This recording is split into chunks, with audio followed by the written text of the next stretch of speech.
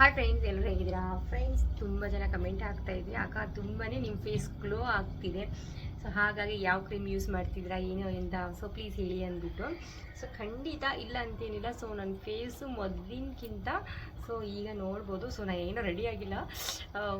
Face wash ಕೂಡ ನಾನು ಇವತ್ತು ಇನ್ನೂ ಹಚ್ಕೊಂಡು ವಾಶ್ ಮಾಡಿದ್ರೆ, ಜಸ್ಟ್ ನಾನು ಎದ್ದ ತಕ್ಷಣ ನೀರಿಗೆ ಮುಖ ಹಾಕ್ಕೊಂಡು ಬ್ರಷ್ ಅಷ್ಟೇ ಮಾಡಿದ್ದೀನಿ.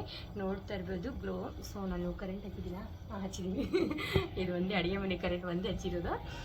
ಸೊ ಆದರೂ ನೀವು ಫೇಸ್ ನೋಡ್ಬೋದು ಎಷ್ಟು ಗ್ಲೋ ಅನ್ನಿಸ್ತಾ ಇದೆ ಅಂದ್ಬಿಟ್ಟು. ಈ ಕ್ರೀಮ್ ಬಂದುಬಿಟ್ಟು ಒಂದು ಮಂತ್ಲಿಂದ ನಾನು ಯೂಸ್ ಮಾಡ್ತಾ ಇದ್ದೀನಿ. ಸೊ ಒಂದು ಮಂತಿಂದ ತುಂಬ ಚೆನ್ನಾಗಿ ಅನ್ನಿಸ್ತಾ ಇದೆ, ಇಲ್ಲ ಅಂತೇನಿಲ್ಲ. ಬಟ್ ಆದರೆ ಒಂದು ಪ್ರಾಬ್ಲಮ್ ಏನಪ್ಪ ಅಂದರೆ ಪಿಂಪಲ್ಸ್ ಆಗ್ತಾ ಇದ್ದಾವೆ ಸದ್ಯಕ್ಕೆ. ನನಗೆ ಮೊದಲು ಕೂಡ ಪಿಂಪಲ್ಸ್ ಆಗ್ತಾಯಿತ್ತು ಬಟ್ ಆದರೆ ಅದು PCOD ಪ್ರಾಬ್ಲಮ್ನಿಂದ ಪಿಂಪಲ್ಸ್ ಆಗ್ತಾಯಿತ್ತು ಅಂತ ಡಾಕ್ಟರ್ಸ್ ಕೂಡ ಹೇಳಿದರು. ಸೊ ಹೀಟು ಮಸಾಲೆ ಐಟಮ್ಸು ತಿನ್ನೋದು ಕಡಿಮೆ ಮಾಡಿ ಸೊ ಪಿಂಪಲ್ಸ್ ಕಡಿಮೆ ಆಗುತ್ತೆ ಅಂದಿದ್ರು. ಸೊ ನಾನು ನಡುವೆ ಅದೇ ರೀತಿ ಮಾಡಿದೆ. ಸ್ವಲ್ಪ ಆಯಿಲಿ ಐಟಮ್ಸು, ಮಸಾಲೆ ಐಟಮ್ಸು ಅದು ಇದು ಸ್ವಲ್ಪ ಕಡಿಮೆ ಮಾಡಿದೆ. ಸೊ ಆಟೋಮೆಟಿಕ್ಲಿ ಪಿಂಪಲ್ಸ್ ಎಲ್ಲ ಹೋಗಿದ್ವು.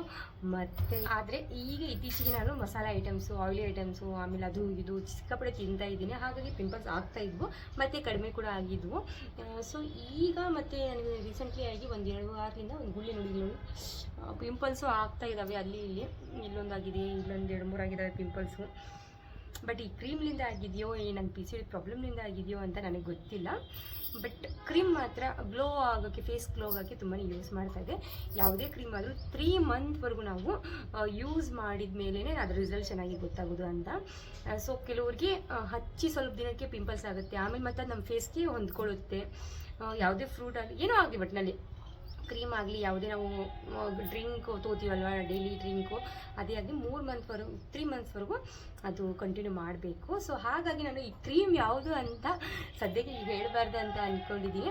ಸೊ ಮತ್ತು ಯಾರಾದರೂ ಯೂಸ್ ಮಾಡಬೇಕು, ಅವ್ರಿಗೆ ಯೂಸ್ ಆಗಲಿಲ್ಲ ಅಂದರೆ ಸುಮ್ಮನೆ ಬ್ಯಾಡ್ ಕಮೆಂಟ್ ಎಲ್ಲ ಬರ್ತವೆ. ಹಾಗಾಗಿ ಸೊ ಈಗ 1 ಮಂತ್ ಆಗಿದೆ, ಇನ್ನೊಂದು 2 ಮಂತ್ ನಾನು ಯೂಸ್ ಮಾಡಿ ನನಗೆ ತುಂಬ ಚೆನ್ನಾಗಿ ಅನಿಸಿದ್ರೆ, ತುಂಬ ಯೂಸ್ಫುಲ್ ಆಗಿರುವಂಥ ಒಂದು ಕ್ರೀಮ್ ಆದರೆ ಖಂಡಿತ ನಿಮ್ಮ ಜೊತೆ ಶೇರ್ ಮಾಡ್ತೀನಿ.